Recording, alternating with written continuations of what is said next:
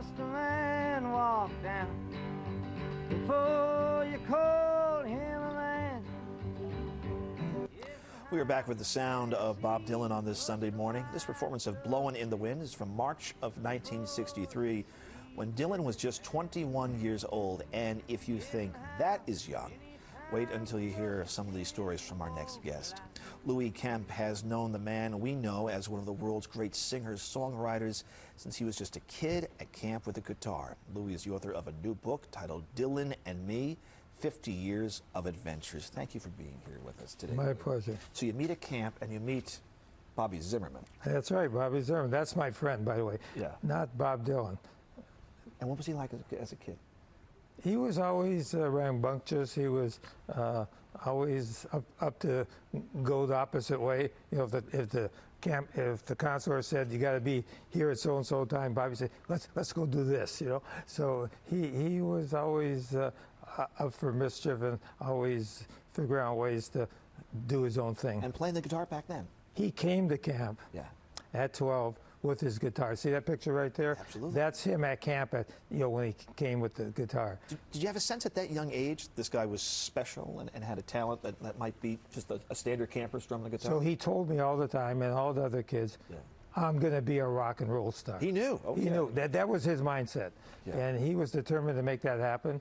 And, of course, he went way beyond that. Now, you guys are both from northern Minnesota. That's right. We typically think it's kind of modest and low-key, but he was convinced he had this drive. Yes. How did the relationship evolve over the years? Because obviously this is a 5-decade-long friendship. Yes. On its own, pretty remarkable. So we were both born in Duluth, Minnesota, which is northern Minnesota. His family moved to Hibbing, 80 miles north, when he was 6. Mm-hmm. And after we became friends at camp, he would come down from Hibbing to Duluth because that was the big city if you lived in Hibbing, you know. And he'd come stay at my house. And sometimes, if we wanted more action, we'd hop the train to the Twin Cities and go down there. It still has an active music scene there. Yes. Sure, Minneapolis and St. Paul. By the mid-'70s, you become the producer of the Rolling Thunder Review, which when you take a look at this is really what Dylan's getting a lot of traction, but just this was you had Joan Baez, Joni Mitchell, Allen Ginsberg, Kinky Friedman, all on the same stage. How did you become this? You're in the fish business. Yes. You got in your father's fish business. That's correct. And you're producing one of the most epic cultural events of all time. Did the fish business prepare you for that, and how did that work? Well, the skills that I developed and learned by being a businessman prepared me for that. Yeah. Because, you know, I think that if you're a successful businessman, if you have entrepreneurial abilities, you can transfer it to other fields. Right. And in your book, you talk about how, Dylan was a big star, but it seems to be important to him when he was on the road, he wanted to be with the other performers. He didn't want to be in some high-end suite away from the crew and everybody. Yeah. On Rolling Thunder, he considered it a family. And one time, and I say in the book, we got this big, nice house for him on the water, and the rest of the tour was in a hotel. And we bring him to the house, and he looked around and said, "Nice place. Where is everybody?"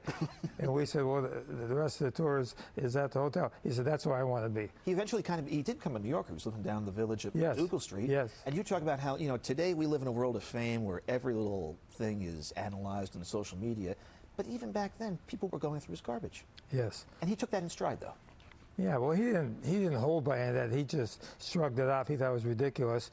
They tried to put titles on him, prophet, voice of a generation, Messiah. None of that meant, he ran from that. And the other thing I noticed looking at some of these photos, and I know there's some images in your book that people have never seen before. Yes. In a lot of these photos, he's smiling and having a good time.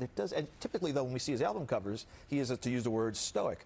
There is another side to him when he's with his buddies. When he's with his buddies, he's like one of the boys, just like you with your friends, me with my other friends. When you see him on stage, he's working. That's Bob Dylan. I don't know Bob Dylan. I know Bobby Zimmerman. Mm-hmm. And that's your pal. That's all right. I appreciate you coming in. It's a terrific read. And if you're interested there at home, Louie will be reading and signing copies of the book at 1 this afternoon at the Port Washington Library out on Long Island. You can also pick up Dylan and Me, 50 Years of Adventure on Amazon. We'll be right back with more Today in New York. Thank you very much for sharing this. My pleasure. Appreciate it.